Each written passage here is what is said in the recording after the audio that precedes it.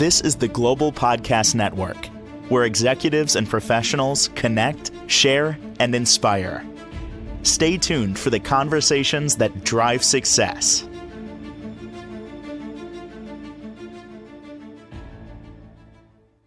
We're going to help you out with something today, your furniture placement. And think about it. It's kind of important where the furniture is, how things lay out in your living space. And this gets us to the 2/3 rule. I'm not even sure what that is. I can say this.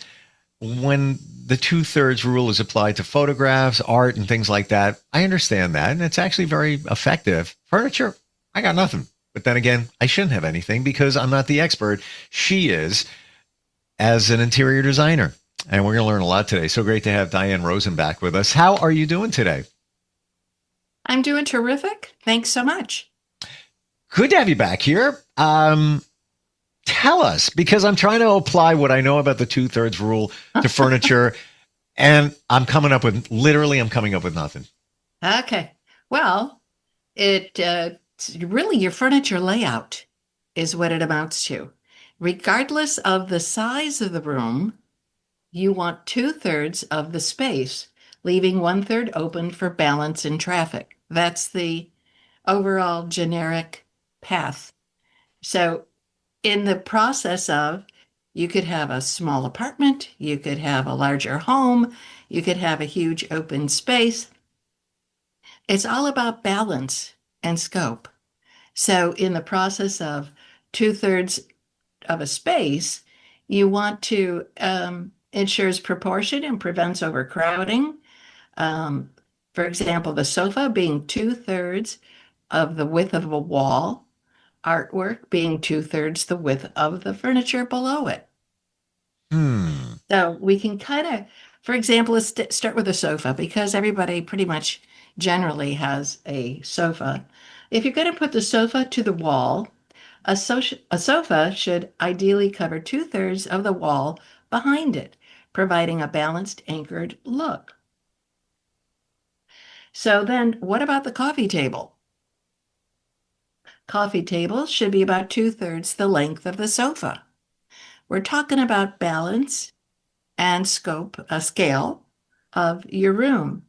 And then what if you want to add a rug? So the rug to room sofa should be sized to fill about 2/3 of the floor area, or have it at least 2/3 of the sofa's legs resting upon it. Wow. So depending on the size, the sofa is a key item, and where you place it onto your wall or in the middle of the room, really the direction is a counterpart, because we as humans really just talk to each other within 1.5 to 2 feet apart. The further back you go, the louder you have to talk. And short of shouting, you want to keep your scale and the size connected so that it's comfortable enough for everyone to sit and reach, if you've got and usually do have some sort of coffee table in front. And by the way, with this coffee table, you want to have it no higher than 4 inches above the cushion of the sofa, or 4 inches below the cushion of the sofa. That's the most comparable ease and effort and reach and stretch for most people to accommodate. Wow. I wasn't expecting that the 2/3 rule applies to many different things. I thought it was just basically, put the furniture here, 2/3. So I believe all of us are picturing our furniture now, let's say in the living room, and where it's placed. And I got to say, along a wall or just the overall placement, I'm about at 2/3. And I wasn't even intentional. It worked out that way because I have a glass sliding door, so I need to put it over to one side.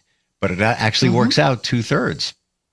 And looks like it belongs there. That's the other part. Well, that's 90% of it, is that it's a comfort level and you have space to walk around, ease of comfort to balance everything out. And then going from art to furniture, you kind of mentioned that and you were correct. Art or lighting hanging over furniture should measure roughly two-thirds the width of the space below. Hmm. So, for example, a 60-inch console table pairs best with a 40-inch wide art. Gotcha. That makes sense. It's a lot to absorb, I understand. I'm picturing your head. As a designer, my head is always focusing on balance and scale, regardless of your style.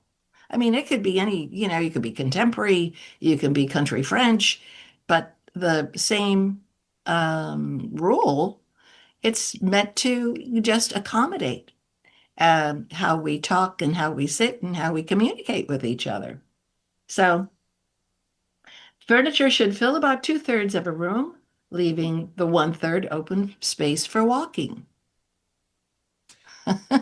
So, as you go into the different styles and leaving one-third empty keeps the arrangement looking intentional and not overly cluttered.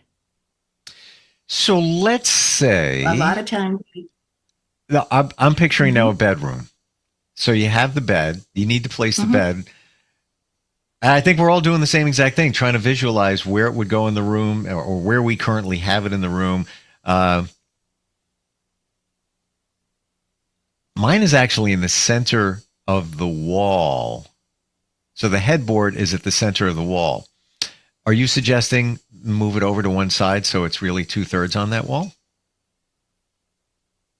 It depends how much you have to accommodate. A bedroom is of course its own entity, Right. and if you have an armoire or if you have a large dresser or stuff, or you have your TV in there, how you want to approach that. But you want it not next so much if you can, not next to the window or on. I've had experiences where people have actually put their bed alongside the window. Um, for ease of comfort and even sleeping well, I find that a little challenging. But Mm, if you can put it to the side or on the opposite wall, away from the window, still having enough room for a dresser, a couple of night tables, or even just one night tables.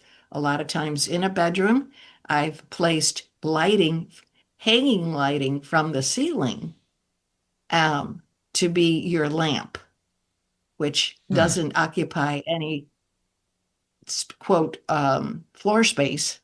It depends how big your room is and how much room you need to accommodate. hmm.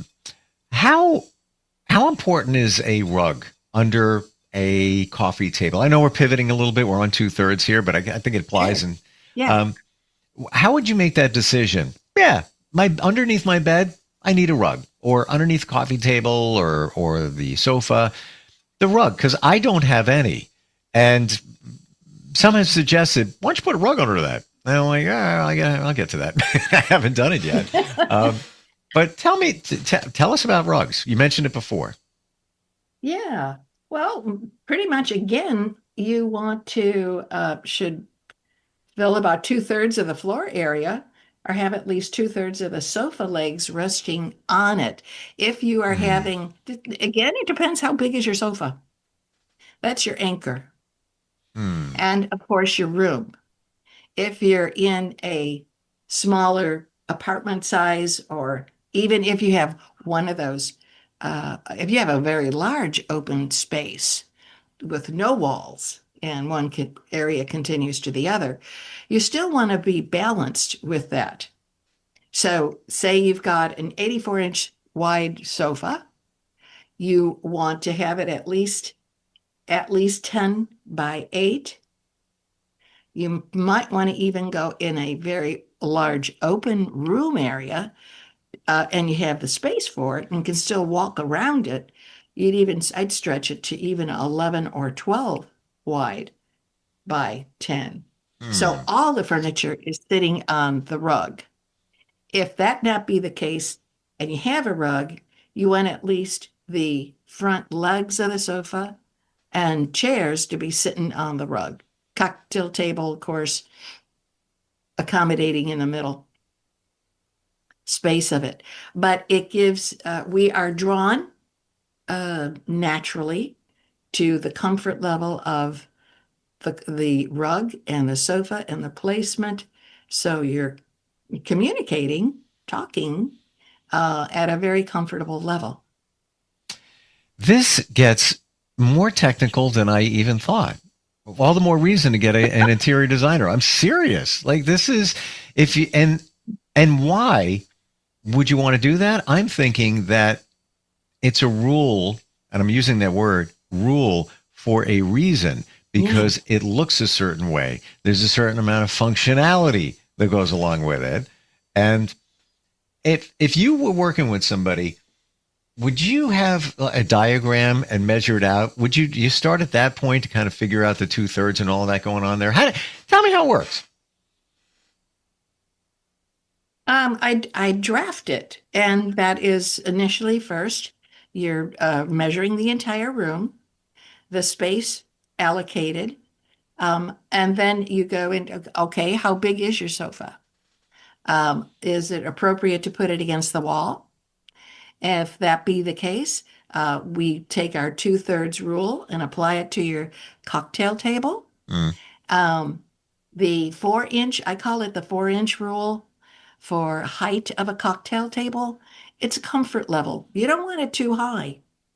You don't want it too low. So I usually go with 4-inch. The cushion, the size of the cushion of your sofa is usually anywhere from 3 to 5 inches today. I mean, it depends how big this is, but it's just a guide, and generally a guide to show. So when I draft, I also put in the size of the furniture so you can physically and visually see the layout and any other parts. I think a lot of times when it comes to, quote, decorating, we have a tendency to put too much when you're talking about photos and pictures and knickknacks and so forth, and you love them and you want to use them. Again, the appropriate or the balance is the keystone. You want it so people can really see it, and not so much that it looks like clutter. And it's just a sense of enjoying what you have always and use it. But let's put it in where it's going to give you the most comfort. And you can say, oh, I remember that, and I can see that, and so on and so forth. And if you have a lot, then I suggest a bookcase. So we can really showcase things. I had an experience over the weekend where I had a friend over, and I have a fireplace and the mantle above it, and really had nothing up there. So I bought a couple of things. I had a few things, put a frame up there. I don't know what I'm doing. So I just put it up there, and I wasn't really excited about the way it looked, but it's, it is what it is. It looks okay. The friend of mine comes over and walks over to a entertainment table underneath the TV. And I had a piece of, call it pottery. And it's, it's got like a teal color to it. And they just walked over, they pick up that piece of pottery, and they put it up on the mantle. And I'm looking at it like, oh my gosh, that actually looks good. Now we have a pop of color because there was a lot of, either stone or wood up there. But now but my point here is we don't typically see it because we're in the weeds. We're in the trenches of where we live. We see it every day. We're lost in it until somebody else, like an interior designer, could come in and say, did you ever think about doing it this way or think about doing it that way? Again, one little piece of pottery was like, oh my gosh, my mantle just came alive. Why didn't I see that? You see these things, even with the 2/3 rule. And I'm going to, dare I say, even if I had graph paper and a pencil and I measured things out and put it that, it's not going to be the same. I'm not going to see it the way you see it. Yeah.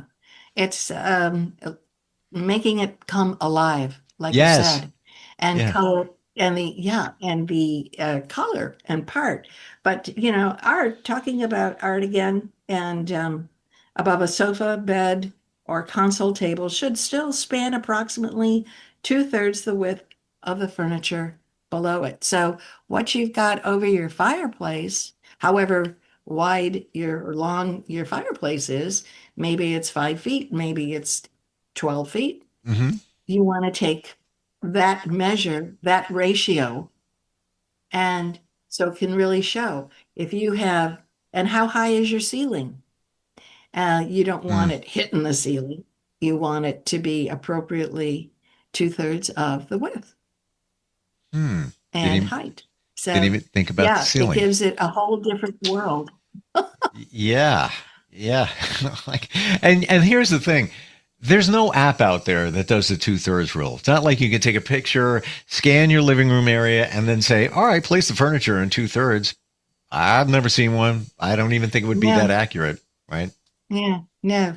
Hmm. I mean, most of the time you've got the visual, and depend again. I said it always starts with how much space have you got, and what you have and what you want to keep.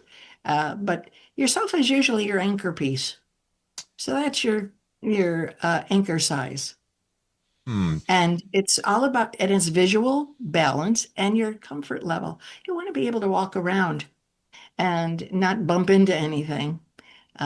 So the size of a cocktail table, maybe you have a sofa, a cocktail table, and two chairs. Well, maybe if you have an end table, you don't need a huge one. Maybe something round rather than square. Sure. Maybe something oblong rather than round. So it's just a visual comfort. And it really, whatever your style is, it could be contemporary or, like I said, French provincial or traditional or whatever works for you. But uh, those ideals still stick. Hmm.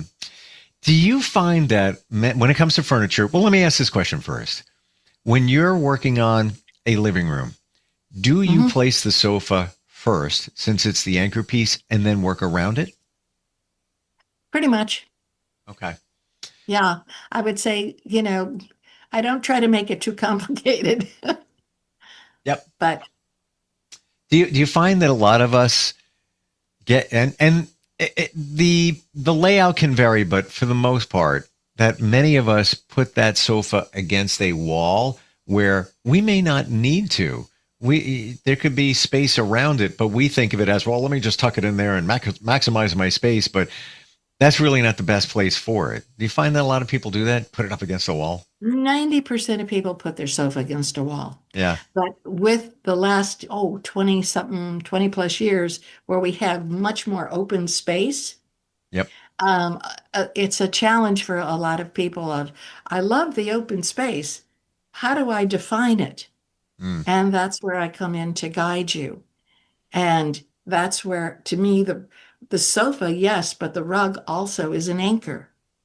And depending on how big, some of these open spaces are really quite large, where you can have two conversation areas, really. But regardless of when you anchor that um, conversation area, you can apply that to almost any other house Mm. or space. Starts with how big is it, how much room do you have to work with? And taking that, but your conversation area is still between the sofa, the cocktail table, and a couple of chairs across from it are still generally the same distance Hmm. of 1.5 to 2 feet, because that's how we talk. So I want to ask you, maybe a little deeper question, but I know that you're an avid photographer and you even got some of your photography in back of you right there. You've shared that with us in the past. Do you feel that you just have an eye for it? The composition, if you will, and photography is Hmm. composition, same thing with art. And you take that and you translate it to a living room, a bedroom, things like that. Hmm. Hmm. Pretty much. Yeah. It is. Now, we all have something we seem to be that we do quite well. And this is something I enjoy. And I keep stretching it and growing with it. And but composition is the keystone. Even short story. I was with my dear friend. We were at lunch here in St. Louis. The weather is one day it's 90, the next day it's 30, Mm, but we were able to have lunch outside in this wow. patio area. And this couple, two women, and they wanted they wanted their picture taken. And where they were standing was the gal who was taking the photo there was too much light. And I went up to him and I said, if you reverse this, have them stand in the shadow and have the light behind you, you'll have a much more clear photo. And they went, oh, so that's a perfect example of in photography, but it generally is also about light. Mm, And you want to, if you have one of those grandiose uh, great room windows that expand from floor to ceiling, and they're gorgeous. They are wonderful. But once again, where do you place your furniture?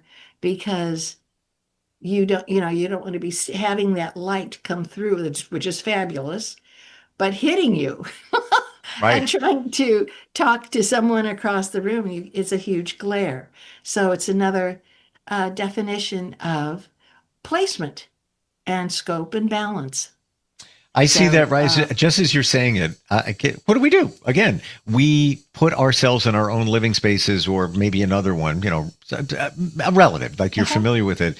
But I'm seeing it now where you're having a conversation with somebody and the window's in front of you and they're uh-huh, in front of you with the window in back of them. What are you going to be doing if it's during the day? You're going to be squinting, trying to see them as you pretty have that much. conversation. Yeah. Or get a very big shade. Yeah, for the window. Yes, but you want the light to work to your best Yes, advantage you coming, do. let's say you're sitting on the couch, you want to read a book. Nothing Uh-huh. better than having natural light when you read something. It's like a beautiful That is thing, terrific. you know? Uh, Uh-huh. I love your insight.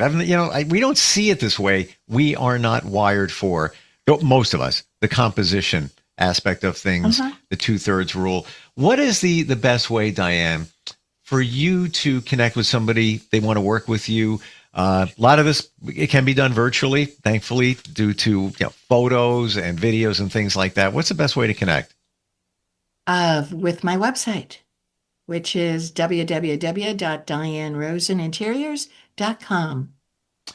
Thank you for today. I think you created a project for me to rearrange my living room uh, because I could be doing a better job. I honestly really mean that. It's something. Here's the thing: if it feels off, it probably is off. And what do I mean by that? Not adhering to the 2/3 rule, not adhering to space around couch, lighting, Mhm. and all of that. And I'm sure I'll get stuck and call you. So I appreciate it. Thank you so much for being here today. Yeah, thank you, and have a good week. You too. We'll talk soon. This is the Global Podcast Network, where executives and professionals connect, share, and inspire. Stay tuned for the conversations that drive success.